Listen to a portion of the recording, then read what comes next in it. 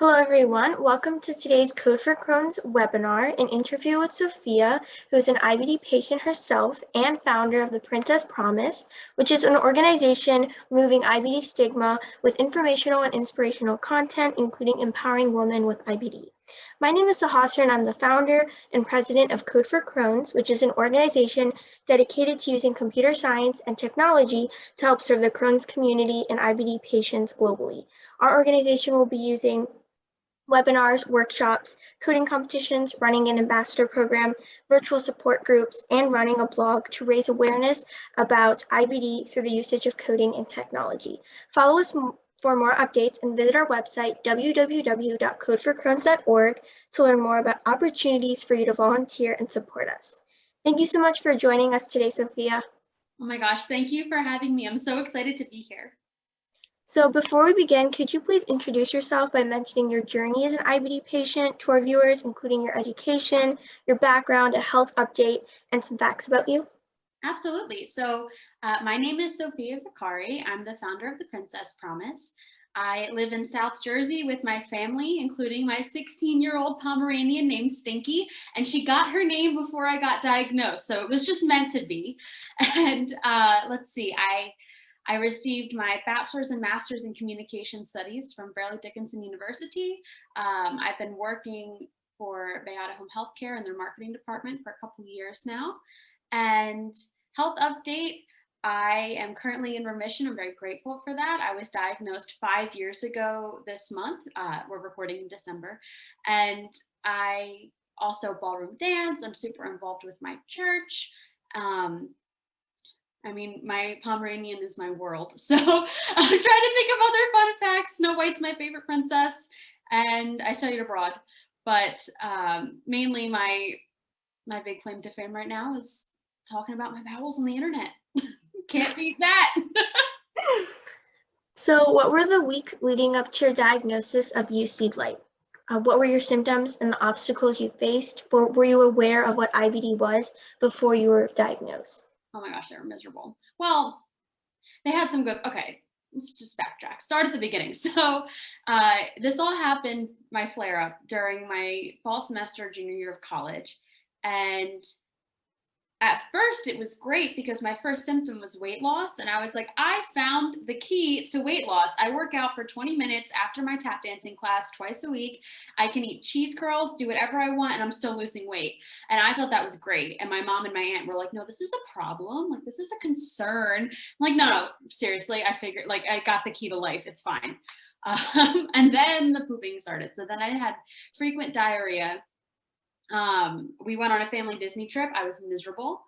It was very upsetting because I was sick and we didn't know it, right? So we couldn't make those accommodations to have a fun family trip because we didn't know we had anything to accommodate for. And so that caused some friction, which was unfortunate. But I mean, we went back to Disney in January before the pandemic happened, January 2020, and made up for all those memories.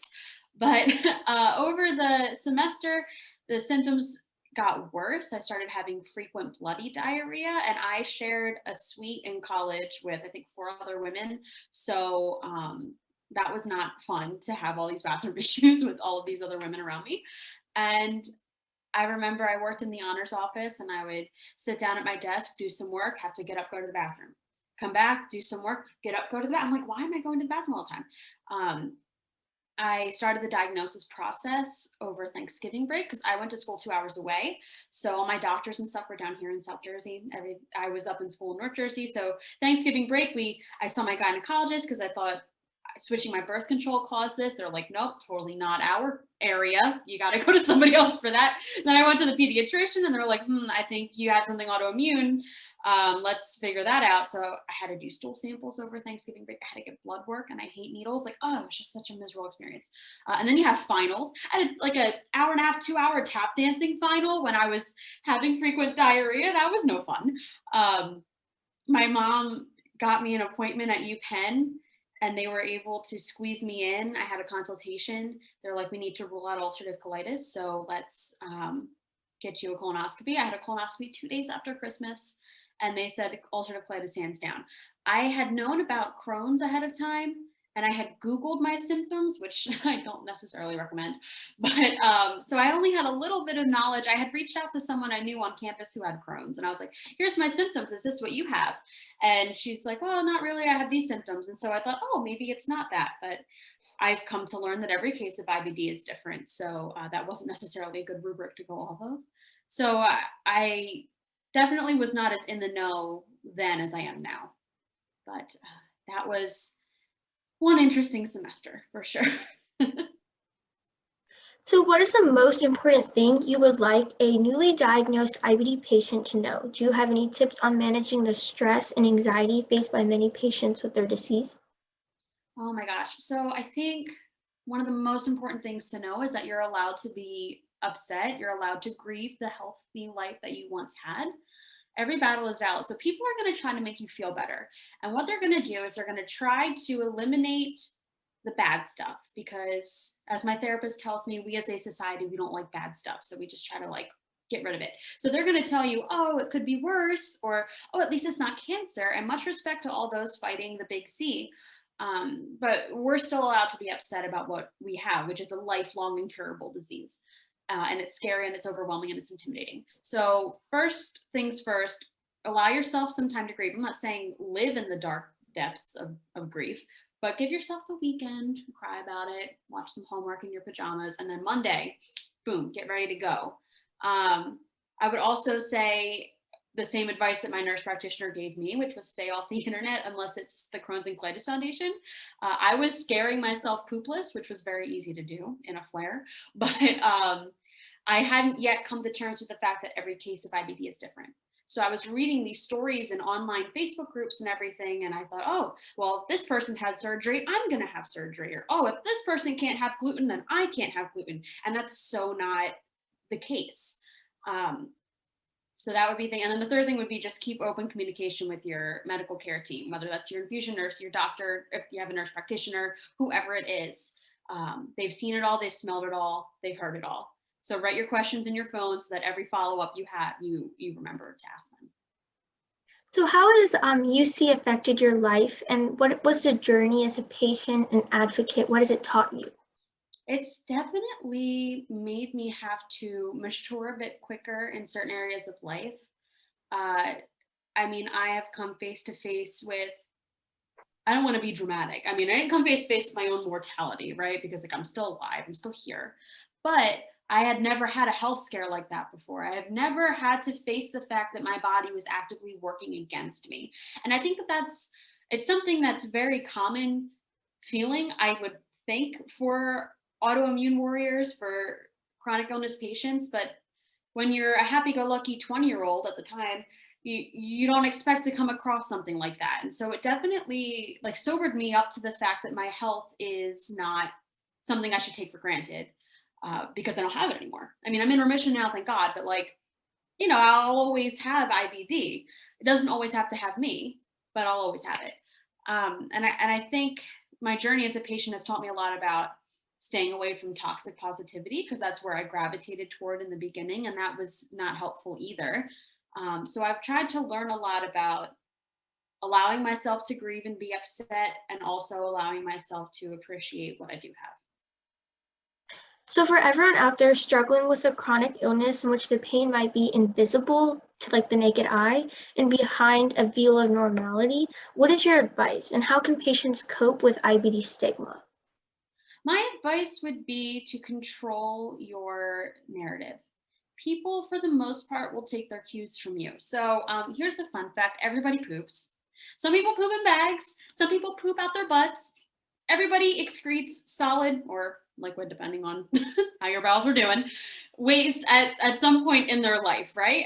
And it's just a natural occurrence. Is it gross? Yeah, sure. But you can control that narrative. If you're in school and you stink up the bathroom. I mean, I've never had to deal with this because I was diagnosed after I was in grade school and high school. But like theoretically, if you're in school and you stink up the bathroom and someone makes a comment to you about it, control that message, control that narrative, and be like, yeah, well, that's nothing. You should be in my house when I'm colonoscopy prepping. I can do a lot worse. You know, like you can make a joke about it. You could just take ownership of it because everybody poops. We like to pretend that we don't, but oh my gosh, everybody poops. So I think my advice would be, have the self-confidence in the conversation. If someone's trying to tell you that your medical care plan is not good because they would rather you just eat kale forever and do a 24-hour fast, and like, no, be confident. I'm going to stick with what my doctor recommended because my doctor went to med school. If you have any questions, you're more than willing to contact their office. Like, just own it, be confident. And just know that, yeah, it's stigmatized, but the more that we talk about it, the more that stigma will go away. I'm not saying you need to bring it up at dinner, okay? But certainly at a happy hour or something, there's a time and a place, and take advantage of that. So what are some ways for patients and their families to learn more about IBD and educate themselves? Okay, well, first things first, Crohn's and Colitis Foundation's website has a whole lot of fact-based, evidence-based information on IBD. Now, I resisted learning about it at first because I went to school for communication, not for science. And that was on purpose, okay? I did not want to be a scientist. I didn't want to learn about science, but I did learn that I'm going to have some base knowledge of IBD, but I didn't have, no one forced me to learn it. It's just, you learn it over time and you become curious. So the Crohn's and Colitis Foundation is a great resource for that. Another great resource is to look into patient bloggers to see how other people with the disease live, taking into account that every case of IBD is different. But if your child says, no, I can't eat this dinner and I'm going to need to go to bed early tonight because I'm not feeling well, and you may think that they're faking it, but you look at all these different patient accounts and all these different patients are saying, oh yes, I felt awful today, so I went to bed early. Or, oh, I bring my own food to family gatherings because it's what I know I can eat and it's a safe food. I don't want to take the risk. You'll start to see that out of the millions of us, there are some commonalities amongst our symptoms. And, we're not faking it. We're just trying to live our best lives, and we would love to have you in it. You just need to be able to trust us that we know our bodies, and we need you to believe in us that what we're telling you is true. Could you describe to our readers or viewers what the Princess Promise organization is and the type of work you do through this platform? What is the mission of the Princess Promise and what drove you to found this organization? Yeah, absolutely. So the Princess Promise, I founded about a month after my diagnosis, or maybe even a couple weeks. I don't know. I was on prednisone, so everything back then is a blur. But I couldn't sit still and I couldn't mope. I credit the winning combination of Jesus and prednisone, and I hadn't yet learned how to grieve my health yet, so I was just like in go mode. And one of the treatments that they gave me, so they put me on Entyvio, which is a biologic. It's my maintenance med. I've been on it for almost 5 years. But before they did that, after my colonoscopy, they put me on 45 milligrams of prednisone and steroid enemas to help attack the inflammation right away. And I refused to do the enemas, which was super dumb. But my thinking as an insecure 20-year-old female was that enemas were not feminine enough. And surely after everything that I've been through, I've given up enough of my femininity at this point in my disease that I don't want to do that. And then eventually I realized I was being dumb because I was putting my pride above my health. And I did a couple before I went back to school. They told me I didn't have to do it when I moved back into school because I was still sharing a bathroom with everyone. And I realized if I'm going through this, surely there's probably some other 20-year-old female out there going through this. And I don't want her to put her pride above her health. And I had also done a pageant. I had done my town's pageant in the past. So I had this and I love Disney princesses. I did school projects on them. So I had this very narrow view of what it meant to be a princess and this very narrow view of what it meant to be a woman. And I realized I had to redefine it. I had to expand that box because I wasn't fitting in it anymore. And the Princess Promise was born. And I wanted to educate people. I wanted to inspire people and raise money for Crohn's and Colitis Take Steps, which is the walk that we do every year. And I wanted to humor people because my mom always told me, if you can't laugh at yourself, who can you laugh at? So I founded the Princess Promise. It's on Facebook and Instagram. Just search the Princess Promise and you'll find us. We have interviews with medical professionals. We have silly things. We've got informative things, inspirational things, just trying to eradicate IBD stinky stigma and get out there the promise that we are still princesses. no matter what you experience, the promise that our bathroom habits have no bearing on our femininity or worth as a person.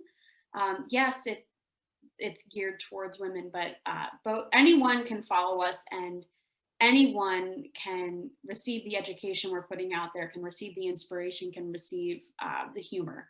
It's definitely not a closed door.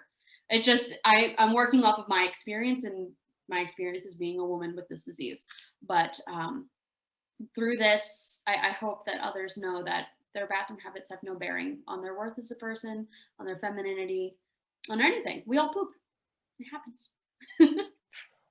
That is very true, and I love your work. Thank you. So one of your blog posts called From Guilty to Grateful really connected with me personally because my dad is a Crohn's patient and takes infusions. So if the viewers, an infusion basically is a medication and it suppresses patients' immune systems. And with COVID, the pandemic, really everyone was trying to boost their immune system, and a lot of patients out there were suppressing their immune system with these medications because that is important to help their disease out. And so could you explain to our viewers what this blog post was really about and your experiences and feelings living through the pandemic as an immunocompromised person? How did you go from guilty to grateful over the course of time? Oh, yeah. So I felt awful in the beginning of the pandemic because I felt that I was in the generation of people that were supposed to be going out there and doing things. You hear on the news, oh, teenagers home from high school are going grocery shopping for local seniors, or, all these things. And here I was hiding away in my house. My parents, I live at home. My parents were the ones going grocery shopping, coming home, and wiping down the groceries. I mean, this was so early on in the pandemic, right? That we thought, oh, we have to do this. And I made us all wipe down groceries until we all got vaccinated because I'm me and I have anxiety. But anyways, so, here I am standing in the corner watching my parents wipe down groceries. This was like the super beginning before we realized it was safe for me to do that too. And I just felt awful because I felt like I wasn't doing my part. Then I got furloughed, and collecting unemployment was hard for me because I thought, well, I mean, I could go out and get a job at ShopRite or Acme because everyone's hiring, but I really can't because even though my drug Entyvio is gut specific, I mean, it's still suppressing my immune system, and I don't think long shifts in a crowded store are necessarily what's right for me right now. So I just felt so guilty about everything. And then I became super grateful because people still love me. I felt super grateful because we were able to find pockets of joy in the pandemic, lots of family Zoom gatherings. And the fact that there was an mRNA vaccine was super exciting because with my immunosuppression, I can't have live vaccines. So if they invented a vaccine and it happened to be live, I wouldn't be able to get that. I was super grateful that through work and from my disease treatment, I was in the class of people that were able to get the vaccine early. There's just so many things that I was able to be grateful for when I took a step back and really looked at it. And after having been through the pandemic for a year. And so I wrote the blog post because I was just feeling super grateful to get vaccinated and see how far we've come. And I just wanted people out there to know that invisible illness is out there. And just because you see someone who you think should be, I don't know, giving up their seat on the bus or grocery shopping for seniors and they're not, like, don't judge them because they might have something else going on that you don't see, that you don't know about. So that was a big push for me to write that. So the next question is, what are your tips and recommendations for other students specifically that are out there who are IBD patients and also managing their school life? I know you mentioned you were diagnosed as a junior in college and you pursued your master's as well. And so what are some strategies to help manage your disease and also school life?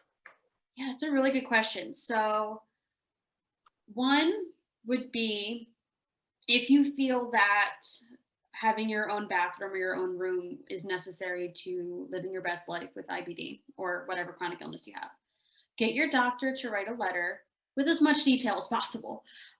Don't be embarrassed. Just put it all out there. I was able to get my own room senior year, and then that 5th year, my grad school year, I had switched doctors at that point, and then when I sent my letter, I did everything fine, and then I got denied, and so I had to appeal it. I did get the own room and my own bathroom that 5th year, but I had to go through the appeal process, and so, have your doctor if blood is a part of your symptoms, write blood. If don't hold back. I guess is my thing.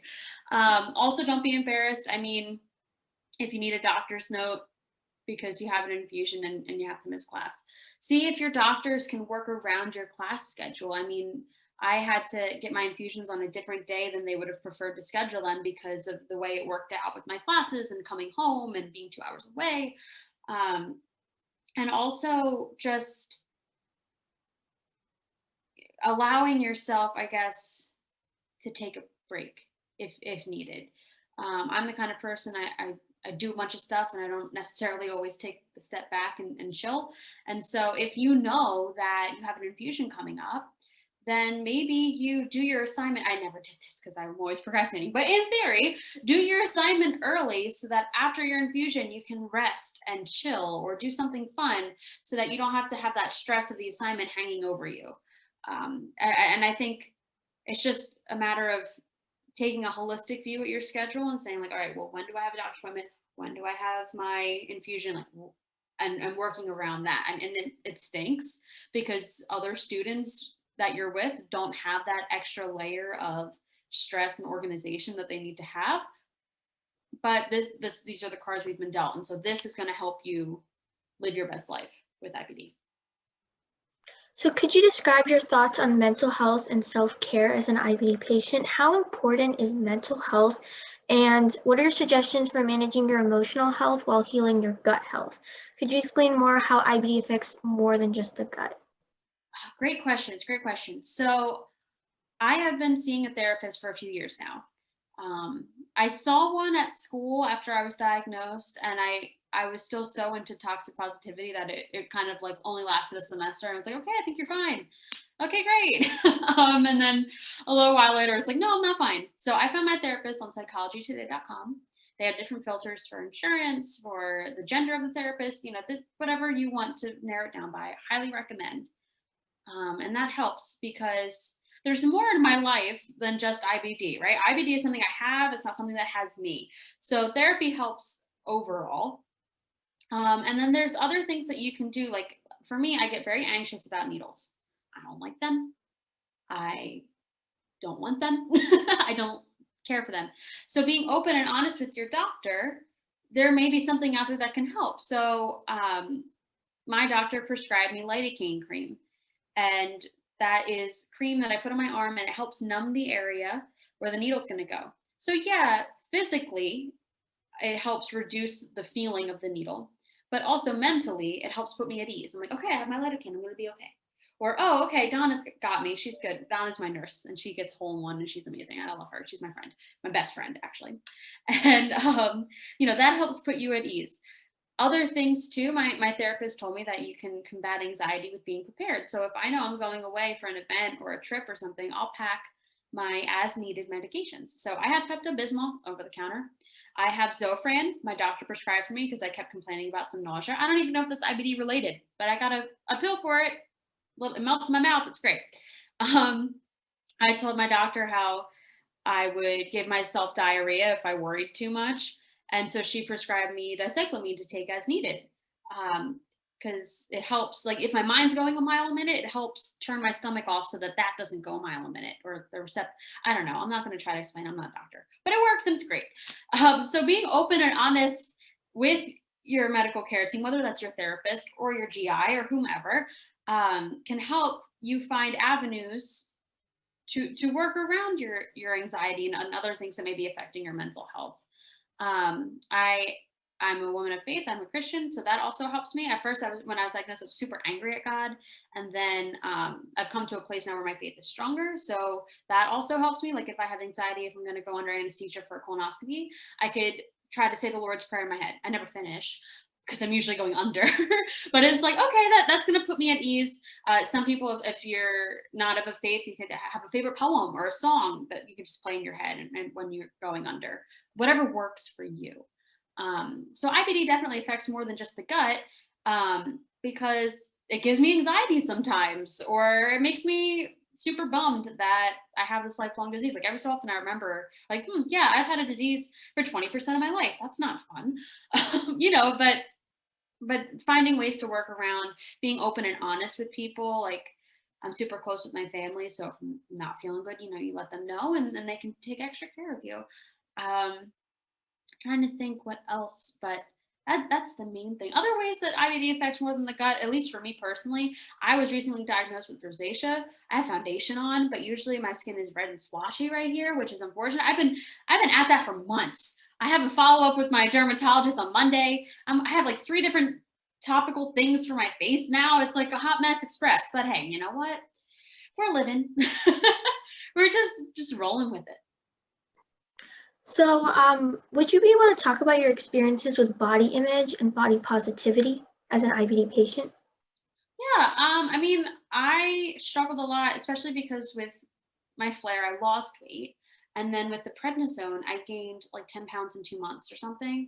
And I have stretch marks on my thighs and bum to prove it. Um, so that was upsetting a lot for me. And the changes in my weight due to either my disease, my medication, my habits as a human being. Just the fact that I'm getting older. I'm 25 now, so my body is different than it was when it was 20 in more ways than one. And I struggle a lot with that. But I realize, it's hard for me sometimes to have body positivity because my body is the problem. My immune system is attacking itself. And I'm like, okay, well, clearly if my body doesn't even like me, then why should I like my body back, right? But there are times when I've come to love the skin I'm in now, come to accept who I am. It's been very helpful to see other celebrities and people online show unfiltered photos, or sometimes with photos it's all about the angles. I could take a photo where I look really good, but then you take it from another angle and you're like, oh, you clearly had a bowl of pasta before you had this photo. So just finding ways to make myself feel good, whether it's taking photos with my friend and trying out different angles and seeing what works. I think, like I said before, you've got to grieve the health that you had before. So you could totally grieve a body that you used to have, but don't live in that grief. Don't let that grief steal the joy of the body you have now, and just know that you're beautiful no matter what. So, as an IBD patient, I know you do a lot of advocacy and volunteer work for the Crohn's and Colitis Foundation. And recently I saw your fundraiser for the Crohn's and Colitis Foundation with Breathe by Josie. So could you explain to our viewers what this fundraiser is about, how it was initiated, and ways to get involved? Thank you so much for asking me about that because I'm super excited. So last year I saw that Breathe by Josie, who is my neighbor and she's really, really nice, was selling bracelets during October to raise money for breast cancer research. And I'm like, hey, would you be interested in doing something similar for IBD? So last year we had one bracelet with different charms, and then we added a necklace with those same charms. And now this year we debuted new bracelet designs. So we have that going for us now. We have purple agate beads. We have an all purple wood bead bracelet. And then we have brown wood beads with 3 either agate or wood purple beads. And the 1, 2, 3 represents IBD, because some people, some people want a necklace with a poop emoji wearing a tiara on it. Some people want something a little bit more subtle. I'm a very blunt person. I talk about my bowels on the internet. Not everybody does. So we thought that would be a nice little subtle nod to what we have. And all the money, the sales goes to the Crohn's and Colitis Foundation through our Take Steps team. The Crohn's and Colitis Foundation has provided so much for patients like myself. I mean, they have patient programs. I've met so many doctor friends and non-doctor friends from the foundation. So it feels really good to give back. Josie's donating her time and labor to this, which is really exciting. And it has taught me a lot about business, in the sense of like, okay, you have a product and this is how much the product costs and this is how much you have to sell it for. And I've learned a lot. and I guess I'll just keep learning. We'll see what happens in the future. But yeah, definitely buy a bracelet or a necklace if you're so inclined, to our viewers. So finally, what is your message to all UC patients, or in general IBD patients watching right now? My message would be, overall, your bathroom habits have no bearing on your worth as a person. And every battle is valid. So just because you may not have as severe symptoms as someone else with IBD, or you may be in remission, but you still have IBD, like that battle is valid. You are allowed to be upset. You're allowed to grieve. You're allowed to have good days and bad days. Hopefully, the good days outweigh the bad. And knowing that your bathroom habits have no bearing on your worth as a person will hopefully give you the courage to control the narrative, be open with your medical care team, and learn to love the body that you ended up with, even though it's one that's actively working against us, which I think is so rude, but we have to learn to love it anyway. Please, thank you so much for meeting with me today, Sophie, for talking to me about your experience as an IBD patient through this Code for Crohn's webinar. Please like and share today's webinar video and subscribe to the Code for Crohn's channel to help expand our community impact. Thank you so much for watching, and thank you, Sophie, for meeting with me today. Oh my gosh, thank you so much for having me. This was a lot of fun.